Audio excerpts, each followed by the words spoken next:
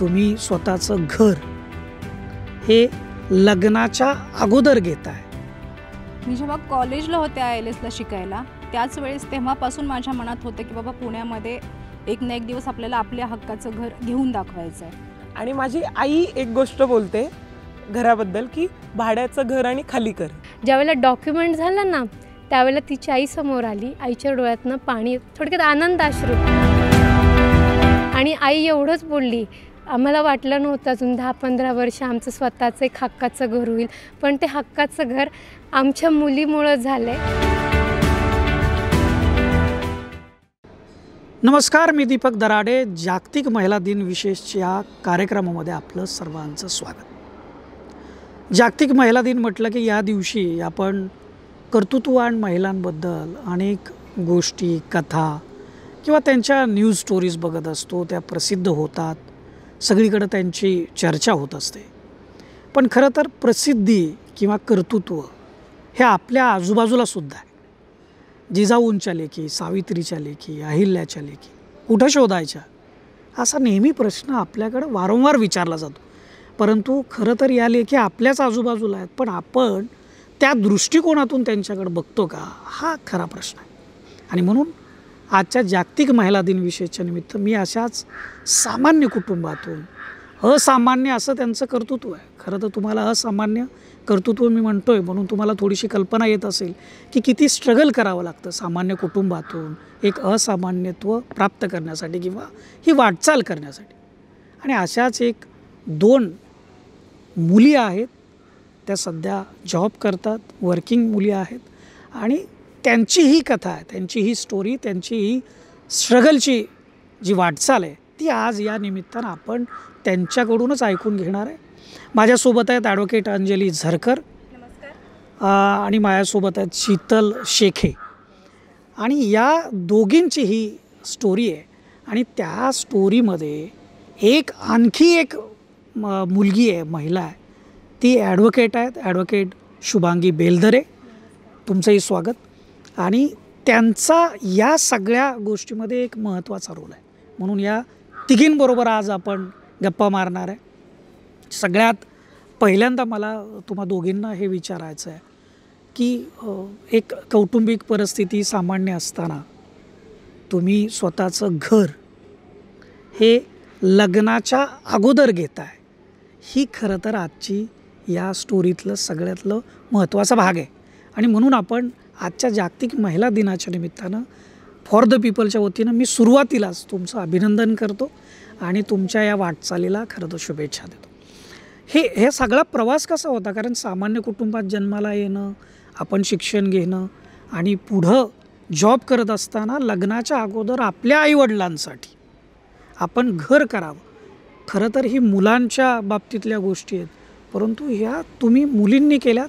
खऱ्या अर्थानं 21व्या शतकामध्ये जे म्हणत होतं आपण की महिलांचं सबलीकरण होणार आहे, महिलांचा राज येणार आहे, तर मला वाटतं ही तुमची 2 प्रातिनिधिक उदाहरणं आहेत त्याच्यासाठीची.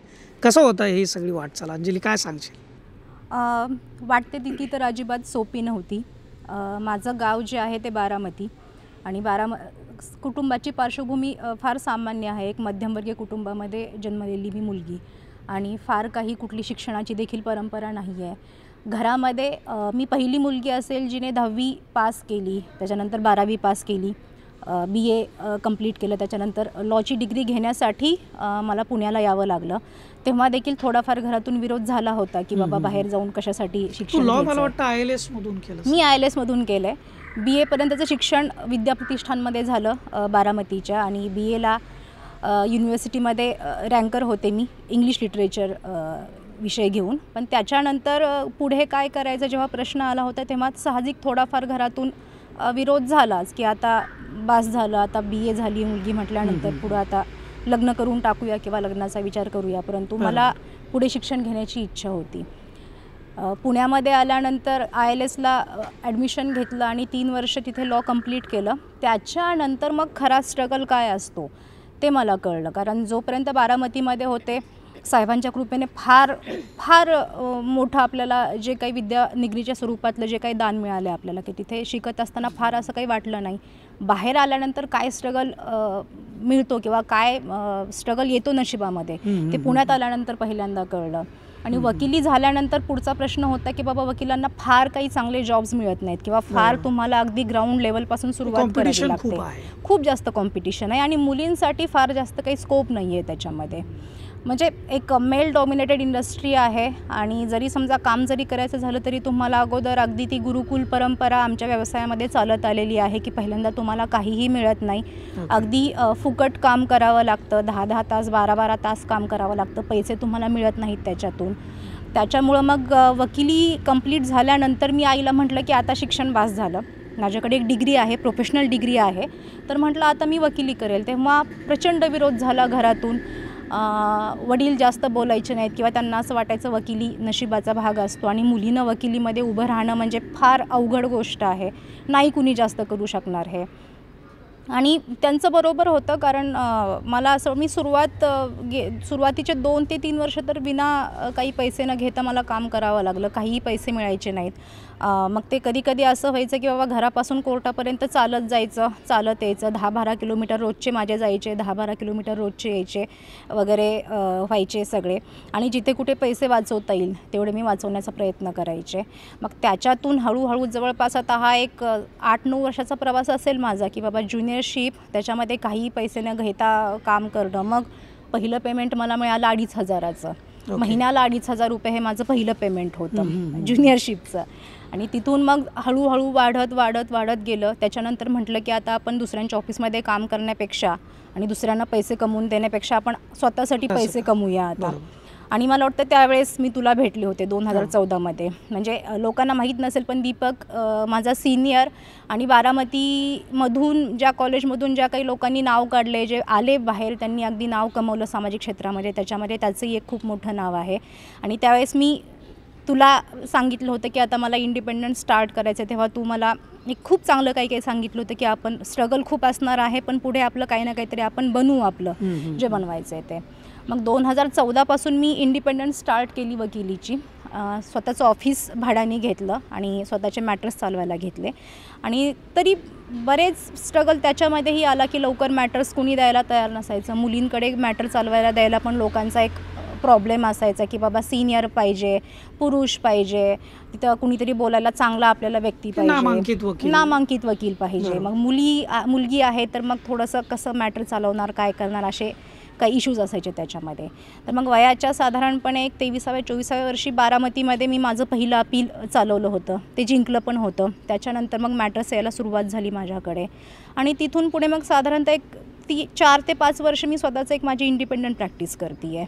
सो आलेख तर फार मोठा आहे, फक्त तो समअप करायचा झाला तर बाबा 2011 ते 2019पर्यंतचा हा स्ट्रगल 9 वर्षाचा माझा सांगता येईल. बरोबर. मी दर्शकांना सांगू इच्छितो की आपल्याकडे शीतल ही दुसरी एक अशीच मुलगी आहे की ती सॉफ्टवेअर डेव्हलपर आहे, सामाजिक क्षेत्रामध्ये काम करते, तिला सामाजिक क्षेत्रामध्ये काम करायची आवड देखील आहे.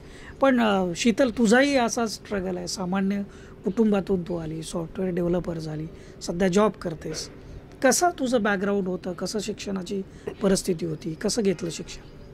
नमस्कार. तसं बघायला गेलं तर माझे वडील हे मूळचे उस्मानाबादचे आणि प्रायव्हेट कंपनीमध्ये जॉब करणारे. तर कुटुंबासाठी म्हणा किंवा आमच्या शिक्षणासाठी उस्मानाबादहून आम्ही पुण्यामध्ये शिफ्ट झालो. आई माझी गृहिणी, मला एक मोठा भाऊ आहे.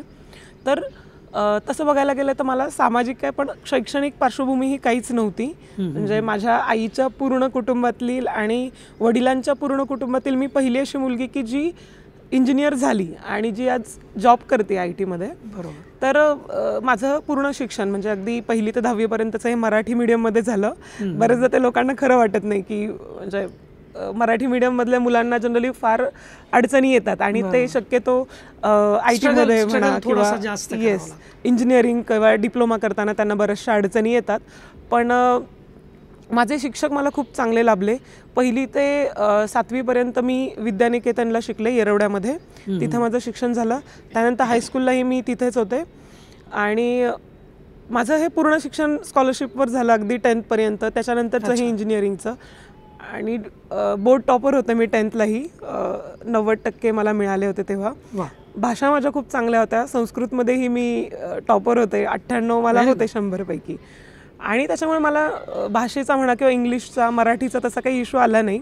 आणि शिक्षक मला खूप चांगले लाभले की ज्यांनी मला खूप चांगलं मार्गदर्शन केलं. येस, शिक्षकांचा खरं तर खूप विद्यार्थ्यांच्या मोठा वाटा. आयुष्यामध्ये अगदी, मोठा रोल कारण असतो. सगळीच मुलं माझ्यासारखीच होती त्या शाळेत, सगळी सामान्य वर्गातून आलेली, ज्यांचे फक्त म्हणजे वडील जॉब करणारे असे साधारण कुटुंबातली सगळी मुलं, आणि मीही त्यातलीच. आणि त्याच्यानंतर मग पुढे मी डिप्लोमा केला. आणि अर्थात माझ्या वडिलांची इच्छा होती की मी बाबा आमच्या कुटुंबातली पहिली इंजिनियर मी व्हावं, असं त्यांना होतं माझ्याकडून बऱ्याचशा अपेक्षा. आणि अभ्यासासोबतच मी बाकी बऱ्याचशा गोष्टींमध्ये मला इंटरेस्ट होता. मी स्पोर्ट्समध्ये होते, नाटकं मी करायचे, आणि अभ्यास मला आवडायचा. म्हणजे जनरली मुलांना आवडत नाही, पण मला ते आवडायचं अभ्यास वगैरे करणं. मग वाचन मी करत होते बरंचसं.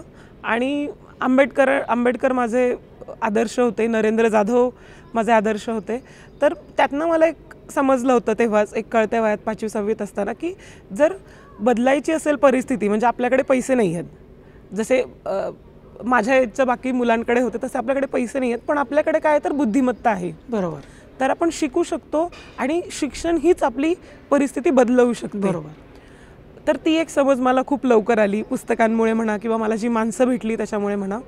मग मी डिप्लोमा केला 3 वर्षांचा कुसरोवाडिया इन्स्टिट्यूटमधून. आणि त्यानंतर मग 3 वर्षाची डिग्री मी केली इंजिनिअरिंगमधून. आणि तेव्हाही म्हणजे युनिव्हर्सिटी टॉपर होते अगेन मी इंजिनिअरिंगला. 88% होते मला लास्ट सेमिस्टरला. आणि तेव्हाच मग सामाजिक कामं सुरू झाली. सामाजिक क्षेत्रातल्या बऱ्याचशा लोकांशी माझा संपर्क आला. आणि माझं कम्प्युटर असल्यामुळे मला माझ्याकडून काय शक्य होतं तर मी ट्रेनिंग देऊ शकत होते हँडिकॅप मुलींना, की जेणेकरून त्या सक्षम होतील, स्वतःच्या पायावर उभ्या राहतील, स्वतःचे खर्च भागवू शकतील. आणि मग तिथूनच माझं कॅम्पस थ्रू प्लेसमेंट झालं.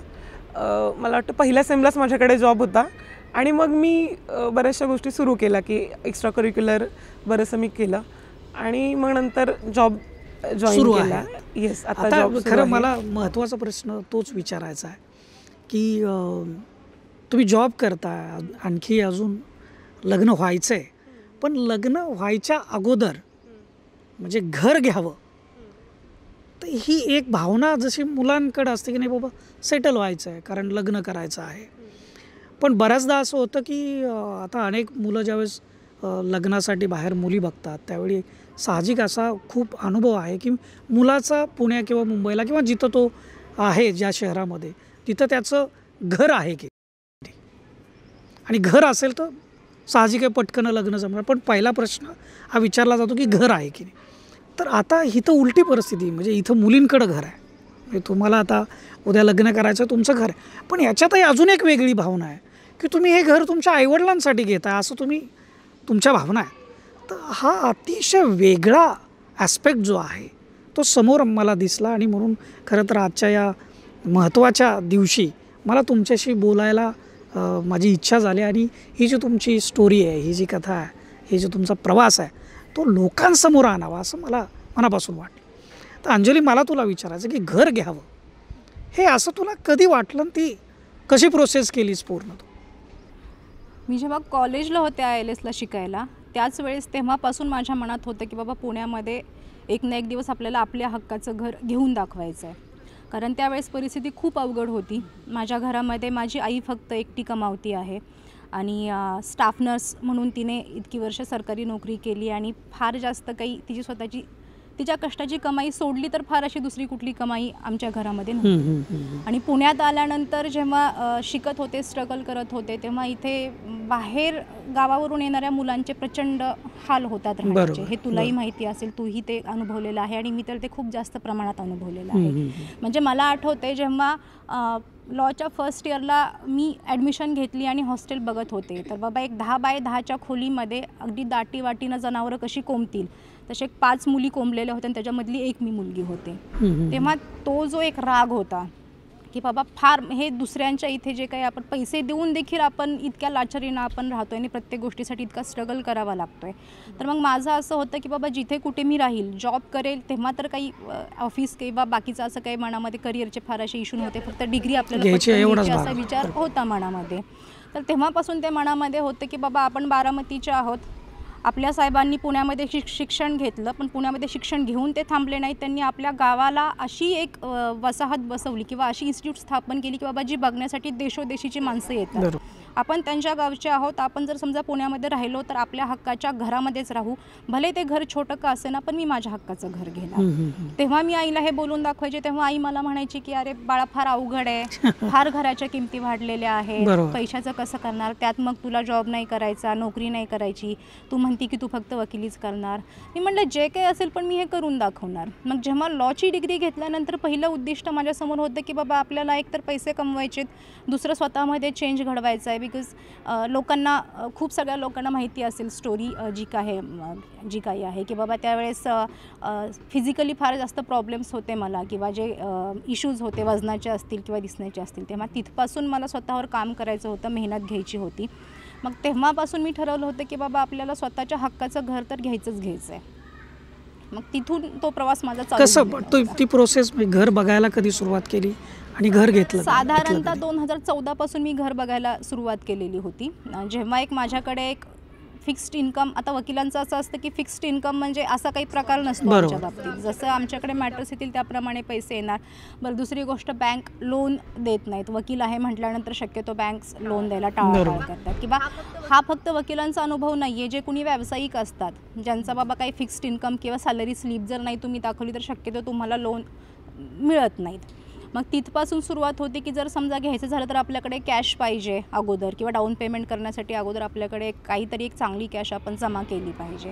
मग तेव्हापासून माझं एक होतं किंवा डोक्यात होतं की ठीक आहे आपण घर बघायला सुरुवात तरी करूया. फक्त माझं असं होतं की पुण्याच्या जास्त बाहेर नाही जायचं, नाहीतर मग सिटीत राहिल्याचे काही फायदे आपल्याला मिळणार नाहीत. खूप जास्त बाहेर गेल्यानंतर एकतर पुण्याचं ट्रॅफिक फार प्रचंड आहे. खूप जास्त बाहेर जर आपण राहिलो तर मग जायला यायला फार त्रास पडतो. ट्रॅफिक इतकं जाम असतं काही काही भागामध्ये की बाबा घरी मग ते असं होतं की पुण्यात राहून पण काही उपयोग नाही आहे. तुम्हाला अगदी 2-2 तास घरी पोचायला आणि घरून यायला लागतात.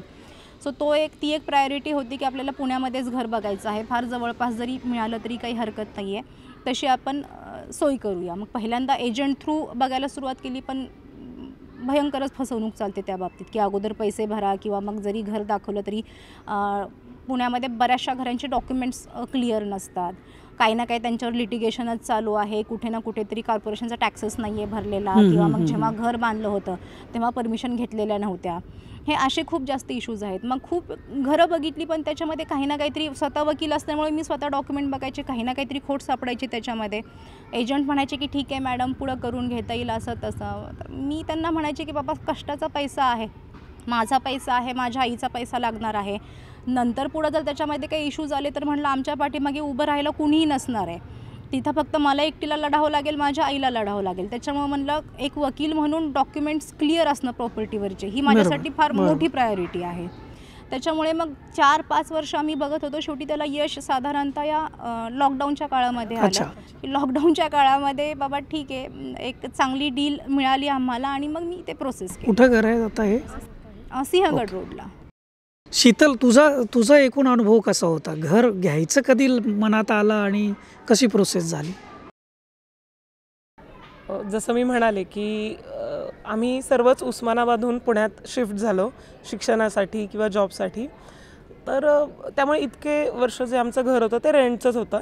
आणि माझी आई एक गोष्ट बोलते घराबद्दल की भाड्याचं घर आणि खाली कर, अशी ती नेहमी म्हणायची. त्यामुळे माझ्या घरच्यांसाठी पुण्यासारख्या शहरात स्वतःचं घर असणं हे खूप मोठं स्वप्न होतं. आणि ते माझंही होतं की बाबा मी एक मुलगी म्हणून माझी जबाबदारी माझ्या घरच्यांसाठी काय, किंवा मी त्यांना काय देऊ शकेन, तर मी त्यांना त्यांच्या हक्काची जागा देऊ शकते. क्या बात.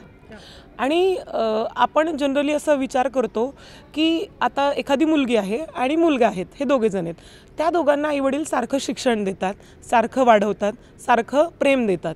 पण जेव्हा जबाबदारीची वेळ येते, जेव्हा घर करायची वेळ येते किंवा उतारवयात त्यांना सांभाळायची वेळ येते, तेव्हा जनरली असं म्हणतात की मुलगा करेल. पण माझा या बाबतीत व्ह्यू असा आहे की जर तुम्ही प्रेम सारखं घेताय, जर तुम्ही त्यांच्याकडून लाड करून घेताय, तुम्ही त्यांच्याकडून शिक्षण पूर्ण करून घेताय, तर त्यांची जबाबदारी तुमची मुला इतकीच असायला पाहिजे. बरोबर.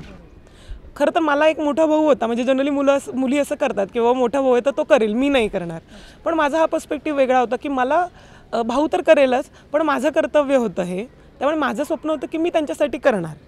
आणि देवाच्या दयेने ते मी अगदी 23-24व्या वर्षी पूर्ण करू शकले, हे मी माझं भाग्य समजते.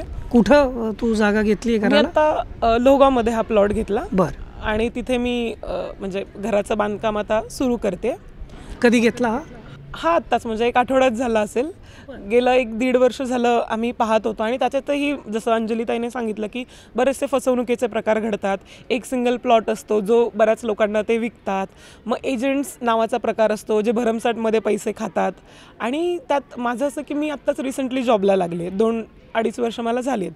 त्यामुळे अर्थात मला लोन करायचं होतं, काही अमाऊंट ही मला कॅश लागणार होती.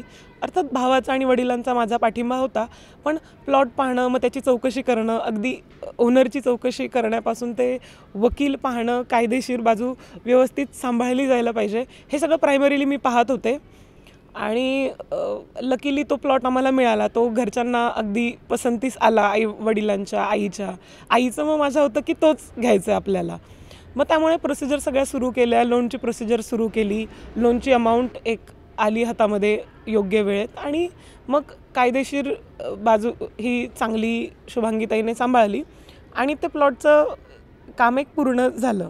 शीतलनी जो आत्ता उल्लेख केला आहे, शुभांगी बेलदरे ॲडव्होकेट आहेत त्या, आणि त्यांचा रोल अंजली आणि शीतलच्या या घराचं स्वप्न पूर्ण करण्यामध्ये अतिशय महत्त्वाचा रोल आहे. त्यांच्याकडे आपण जाऊया. शुभांगी बेलदरेजी, तुमचं स्वागत आहे. ह्या अंजली आणि शीतलचे जे स्वप्न आहे, खरं तर लग्नाच्या अगोदर घर घेण्यासाठी त्या हे स्वप्न बघत होत्या आणि त्या सत्यात यावं म्हणून त्यांचा प्रयत्न सुरू होता. तर याच्यातली सगळी जी कायदेशीर बाजू आहे, म्हणजे ती जागा किंवा तो फ्लॅट हा क्लिअर टायटल आहे का, त्याच्यावर कुठले दुसरे फसवणूक यांची होणार नाही ना, ह्या सगळ्या ज्या बाजू आहेत ते अगदी त्यांचा व्यवहार करेपर्यंत तुम्ही सगळी ती बाजू सांभाळली. जनरली कसं असतं की आता तुम्ही हे सगळं काम करताय, तुमच्याकडं अनेक लोक येत असतील, त्यांच्या घराचं रजिस्ट्रेशन असेल, खरेदी खत असेल, ही सगळी कामं करत असतील, पण बहुतांश याच्यातली पुरुष मंडळी असतील. पुरुषांनी घर घेताना साहजिक आहे, फार काही वाटत नाही. मी पुरुष घर घेतो, कदाचित तो त्याच्या पत्नीच्या, आईच्या, मुलीच्या नावाने करत असेल, तो भाग अगदी कौटुंबिक झाला. परंतु 2 मुली तुमच्याकडे आलेल्या आहेत, त्या घर घेतात आणि त्या घरच्यांसाठी घर घेतात. ही प्रोसेस सुरुवातीला ज्यावेळेस तुम्हाला कळालं त्यावेळेस काय भावना तुमच्याबद्दल? खरं सांगायचं तर सुरुवातीला आजपर्यंत आम्ही एवढे मॅटर्स माझ्या 9 वर्षाच्या प्रॅक्टिसमध्ये, कोर्टामध्ये असू, कन्व्हिन्सिंग प्रॅक्टिस असू, रजिस्ट्रेशनला, एवढे काही मॅटर्स डॉक्युमेंट पाहिलेत ना सर, की अक्षरशः भावाला खोटं बोलून सह्या घेऊन डॉक्युमेंट फसवतो आहे, प्रॉपर्टी नावाने करून घेतो आहे, मुलगा बहिणीला फसवतो आहे हक्क सोडपत्र देऊन किंवा अदर्स डॉक्युमेंट करून, आई बहिणीला, मुलगी आईला, आईबापाला, असे खूप सारे मॅटर, खूप सारे उदाहरण समोर पाहिलं की असं मन सुन्न व्हायचं. कुठेतरी असं नात्यांवरचा विश्वास उडायचा की अरे नाती म्हणजे फक्त पैशावरच चालतात का, की पैशाच्या पलीकडे जाऊन एक तुमचं ब्लड रिलेशन म्हणतो ना, की पैसा हा इतका महत्त्वाचा आहे का तुमच्या नात्यांमध्ये, की पैशाच्या पुढं तुम्हाला आई वडील बहीण भाऊ या सगळ्या गोष्टींचा विसर पडतो. पण ह्या दोघींचं एक उदाहरण असं आहे की मला तर खरं अंजलीचं कौतुक करावं तेवढं कमीच आहे. अंजलीचंही खूप हे वाटतं की कारण जशी ती पुण्यात आली आज 12 वर्षाची जर्नी आणि तिनं हक्काचं घर स्वतःच्या हिमतीवर घेतलं, त्यात तिला तिच्या आईची मोलाची साथ मिळाली. म्हणजे तो एक म्हणतो ना, तो एक अभिमानास्पद क्षण आहे की आज मुली शिक्षणानं पुढे जाऊन मुलांच्या बरोबरीनंच खांद्याला खांदा लावून कामं करून आपल्या आईवडिलांसाठी काय करता येईल, काय देता येईल. जसं की शीतल म्हणली, अंजली म्हणली की आपल्या इथं एक समाज आहे की मुलगा जन्माला आला की तो आईबापाची म्हातारपणाची काठी, वारस, आणि मुलगी म्हटलं की परक्याचं धन. तर मुलगी ही परक्याचं धन नाही आहे, तर ती आईबापाचा म्हणजे एक सासरचा आणि माहेरचा दोन्हीकडचा एक ती दुवा आहे. आणि ज्यावेळेला शीतलचं आलं तर खरं सांगायचं, शीतलची माझी फक्त फेसबुक मैत्री, कधी आमचं बोलणं नाही. अंजलीने रेफरन्स दिला आणि मला शीतलची जर्नी काही माहिती नव्हती. ज्यावेळेला ती आली त्यावेळेला मला असं वाटलं की हा बाबा तिचे आई वडील घेत आहेत आणि शिकलेली मुलगी म्हणून हे सगळं मॅटर ती व्यवहार पाहती.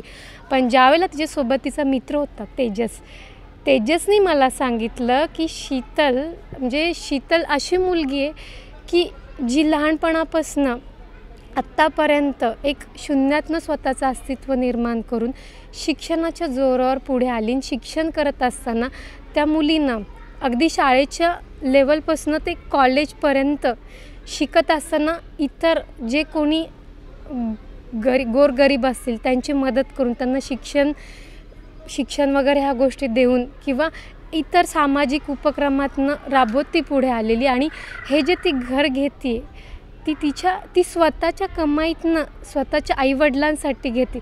म्हणजे अक्षरशः ही गोष्ट हे कानावर पडताच अक्षरशः म्हणतात ना, अंगावर माझ्या शहारे आले आणि डोळ्यात पाणी आलं की वयाच्या अवघ्या 24व्या वर्षी एका मुलीनं हे स्वप्न बघावं आणि हे स्वप्न बघावं आणि शिक्षणाच्या जोरावर ते पूर्ण करावं. ज्यावेळेला सांगते तुम्हाला, ज्यावेळेला डॉक्युमेंट झालं ना, त्यावेळेला तिची आई समोर आली. आईच्या डोळ्यातनं पाणी, थोडक्यात आनंद अश्रू. आणि आई एवढंच बोलली, आम्हाला वाटलं नव्हतं अजून 10-15 वर्ष आमचं स्वतःचं एक हक्काचं घर होईल, पण ते हक्काचं घर आमच्या मुलीमुळं झालं आहे. आणि त्या मुलीला तुमची खूप लाख मोलाची मदत मिळाली. अगदी तुम्ही देवासारखे धावून आला तुम्ही, अंजली मॅडम. मी एवढंच म्हणलं, मी एक निमित्त मात्र आहे, वकील आहे मी. आणि वकील या नात्यानं काय करता येईल मला, की अक्षरशः काही गोष्टींमुळे थोडक्यात तिचा व्यवहार मोडकळीस आलेला, म्हणजे मोडण्याच्या सचेत आलता, पण थोडंसं समजून करून एक म्युच्युअल अंडरस्टँडिंगनी बोलून ह्या सगळ्या गोष्टी जुळवून आणल्या.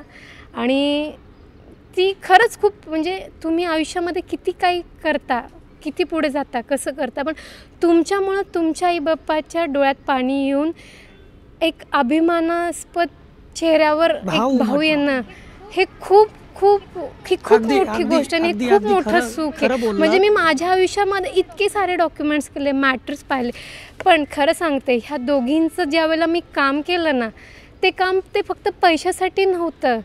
त्या कामातनं मला खूप काही गोष्टी शिकायला मिळाल्या. खूप काही गोष्टी म्हणतात ना, की एक नवीन विचार मला मिळाला. आणि त्यांच्या चेहऱ्यावरचं, त्यांच्या आईवडिलांच्या चेहऱ्यावरचं जे काही हसू होतं, जे काही सुख होतं, ते पाहून खूप आत्मिक समाधान मिळालं. आणि हे खूप कमी क्लायंटच्या बाबतीत अनुभवायला मिळतं. त्यापैकी ह्या दोघी मुली आहेत. मला तुम्ही सांगा की आत्ता ज्या मुली शिक्षण घेत आहेत, ज्या सामान्य कुटुंबातून आहेत, खरं तर त्यांच्यासाठी तुम्ही एक प्रेरणा आहात. त्यांना काय सांगाल तुम्ही? मुलींसाठी मला इतकंच सांगायचं आहे, मी अनेक वेळा माझ्या भाषणातून किंवा सोशल मीडियाच्या रायटिंगमधून पण सांगत असते की तुमच्यासाठी खूप लोकांनी एक त्याग केलेला आहे. आपल्याकडे चळवळीची किंवा स्त्री सुधारणांची खूप मोठी परंपरा आहे. राजा राममोहन रॉयपासून ते अगदी आगरकरांपर्यंत, महात्मा फुलेंपर्यंत खूप लोकांनी स्त्रियांच्या हक्कांसाठी लढलेले आहे. ते डॉक्टर बाबासाहेब आंबेडकर असतील. तर मग आजच्या क्षेत्रात किंवा आजच्या काळामध्ये जेव्हा तुम्हाला खूप सगळ्या सवलती मिळतात, तुम्हाला शिक्षण फुकट आहे ग्रॅज्युएशनपर्यंतचं, नोकरीमध्ये तुम्हाला सवलती आहेत, तर मुलींचा जो काही कल आहे तो स्वतःच्या पायावर उभं राहणं आणि फक्त शिक्षण घेतल्यानंतर साक्षर होणं हा उद्देश नसला पाहिजे. तुम्ही आर्थिकदृष्ट्या पूर्णपणे स्वतंत्र असलं पाहिजे. कारण आजकाल होतं असं की लग्न झालेलं असतं किंवा लग्न झालेलं नसतं तरी पण मुलींना बँक अकाउंट चालवता येत नाही, त्यांना इन्शुरन्स पॉलिसीज काढता येत नाही, त्यांना घर प्रॉपर्टी घ्यायची तर बाबा त्यासाठी कुठले डॉक्युमेंट्स बघितले पाहिजेत ते त्यांना माहीत नसतं, आर्थिक बाबी कशा सांभाळायच्या त्याचंही ज्ञान त्यांना नसतं. तर मला एक असं वाटतं, वकील म्हणून जितके कुठले मॅटर्स माझ्याकडे येतात, ज्या काही डिवोर्सच्या केसेस असतील किंवा डोमेस्टिक व्हायलन्सच्या केसेस असतील, त्याच्यामध्ये असं असतं की उच्च शिक्षित मुली असतात, नोकरी करत असतात, पण त्यांना आर्थिक स्वातंत्र्य अजिबात नसतं, नावावर एकही प्रॉपर्टी नसते, सगळा हातातला पैसा नवऱ्याच्या हातामध्ये किंवा एक सासू सासऱ्यांच्या हातामध्ये दिलेला असतो आणि स्वतः एक मोलकरणीसारखं स्टेटस त्यांचं घरामध्ये असतं. तर मला असं म्हणायचं आहे की स्त्रियांनी आर्थिकदृष्ट्या पूर्णपणे स्वावलंबी असलं पाहिजे. तुम्हाला तुमचे व्यवहार करता आले पाहिजेत, तुमच्या आर्थिक खाती तुम्हाला स्वतंत्रपणे जपता आली पाहिजेत आणि तुमच्या हक्काची प्रॉपर्टी, तुमच्या हक्काचा पैसा आणि तुमची आर्थिक सुरक्षितता हे तुमचं पहिलं ध्येय ह्या युगामध्ये असलं पाहिजे. तर सावित्रीबाई फुलेंनी जो काही तुमच्यासाठी संघर्ष केला होता त्या संघर्षाचं खरं चीज होऊ शकेल. शीतल, तू काय सांगशील थोडक्यात एकदम? या पूर्ण संघर्षच म्हणेल मी लहानचा, तर यातून मी माझ्या वयाच्या ज्या मुली आहेत, कारण मी बऱ्याचशा अशा मुली पाहते की त्यांना नक्की आयुष्यात काय करायचं हे समजत नाही, पण तुमची मग कुठलीही फील्ड असो, काही असो, एक नक्की आहे की तुम्ही आर्थिकरित्या सक्षम व्हायलाच हवं. फायनान्शियल इंडिपेंडन्सला पर्याय नाहीच. कारण जेव्हा तुमच्या हातात पैसा येतो तेव्हा तुम्हाला समजतं की तो यूज कसा करायचा. फायनान्शियल मॅनेजमेंट तुम्ही शिकायला हवं. जसं अंजलीताईने सांगितलं की कायदेशीर बाजू तुम्हाला कळायला हव्यात, की एखादी गोष्ट करण्यासाठी काय काय गोष्टी तुम्हाला लागतात, लोकांशी बोलायचं कसं, मॅनेजमेंट कसं करायचं, कम्युनिकेशन कसं असावं, या सगळ्या गोष्टी शिकायला हव्यात. आणि आपल्या पूर्वजांनी खूप साऱ्या गोष्टी सोप्या करून ठेवल्यात आपल्यासाठी. आपल्याला एक प्रकारे आधुनिक सावित्री व्हायचं आहे. म्हणजे जसं सावित्रीमाईंनी इतका मोठा संघर्ष केला तितका संघर्ष आपला नक्कीच नसणार आहे, पण हा एक वेगळा संघर्ष असेल. आणि जेव्हा तुम्ही उभे राहता स्वतःसाठी तेव्हा तुमच्यासाठी उभी राहणारी लोकं असतातच. म्हणजे एक काळ असा होता की डिप्लोमानंतर माझं लग्न होणार होतं असं ठरलं होतं, पण आत्ता माझं डिप्लोमा झालं, डिग्री झाली, मी जॉब करते आणि अजून आत्ता मी सक्षम आहे, स्वतःच्या पायावर उभी आहे. तर जेव्हा तुम्ही स्वतःसाठी एक पाऊल टाकता तुमच्यासोबत 4 पावलं टाकणारी लोकं असतातच. तर कुठेतरी थोडंसं स्वतःच्या कम्फर्ट झोनच्या बाहेर जायला शिकायचं, थोडे नवीन गोष्टी शिकायच्या. आणि थोडाफार स्ट्रगल असतोच प्रत्येक गोष्टीमागे, पण त्यातून मिळणारं जे समाधान आहे, त्याच्यातून एक वेगळा आनंद आनंद आहे. नक्कीच. कारण या सगळ्या 1.5 महिन्याच्या प्रोसेसमध्ये इतके कॉम्प्लिकेशन्स होते, लोनचे म्हणा किंवा जागेचे. म्हणजे एका मोमेंटला असं वाटलं की बस हा व्यवहार आता मोडणार, हा काही होणार नाही. पण ज्या प्रकारे कायदेशीर बाजू शुभांगीताईने व्यवस्थित सांभाळली, मी रिलॅक्स झाले होते. मला माहीत होतं की कॉम्प्लिकेशन्स येतील पण व्यवहार पूर्ण होईल. आणि झाला त्या दिवशी आईच्या डोळ्यातलं पाणी पाहून मला 1.5 महिन्याच्या माझ्या पूर्ण कष्टाचं, पूर्ण त्या ताणतणावाचं मला चीज झाल्यासारखं वाटलं. ते एक सुंदर वाक्य आहे की जितना बडा संघर्ष उतनी ही बडी जीत. येस नक्कीच. ते तुमच्या बाबतीत खरं ते वाक्य अगदी चपखलपणे बसतं. छान. हे या अंजली आणि शीतल या दोघींची ही जी स्टोरी आहे ही म्हणून आजच्या जागतिक महिलाच्या दिनाच्या निमित्तानं खास आहे, विशेष आहे. दोघींचं स्ट्रगल, दोघींचं जे स्वप्न आहे हे स्वतः शिक्षण घेऊन एक नोकरी करून स्वतःचं घर घेणं आणि ते घर स्वतःसाठी घेण्याऐवजी ते आपल्या आईवडिलांसाठी घेणं. कारण त्यांचे अजून लग्न व्हायचे आहेत, लग्न होऊन ते त्यांचं पुन्हा स्वतःचं घर बनवतील. पण हा जो भाव आहे आणि या सगळ्या प्रवासामध्ये शुभांगी बेलदरे या ॲडव्होकेट ज्या आहेत त्यांची त्यांना मदत मिळणं, हा सगळा जो परिपाक आहे तो अक्षरशः दुग्ध शर्करा योग म्हणता येईल आपल्याला.